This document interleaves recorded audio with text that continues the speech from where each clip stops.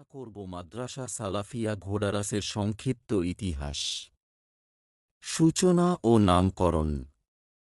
বাংলা ৩১০ সনে পশ্চিম পাকিস্তানের আদি নিবাসী দুই ভাই এনাজউদ্দিন খান ও মিনাজউদ্দিন খান ঘোড়ায় চড়ে দেশ ভ্রমণে বের হন।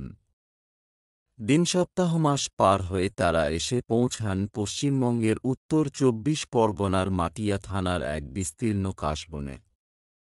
চারদিকে নির্জনতা, দরিদ্র সমাজ, দিনহীন মানুষ। কিন্তু সেই কাশবন তাদের মনে এক অদ্ভুত টান জাগায়। তারা পরীক্ষা করতে চাইলেন এখানে হিংস্র জন্তু আছে কি না। তাই মাটির হাঁড়িতে ভাত রান্না করে রেখে গেলেন।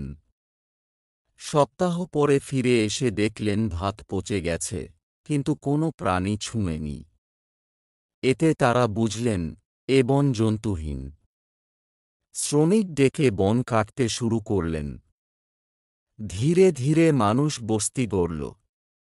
যেহেতু তারা ঘোড়ায় চড়ে এখানে এসেছিলেন আর বন কেটে রাস্তাও তৈরি হয়েছিল, তাই এলাকার নাম হল ঘোড়ারাস, অর্থাৎ ঘোড়ার রাস্তা। সেই নামই আজও অমলিন।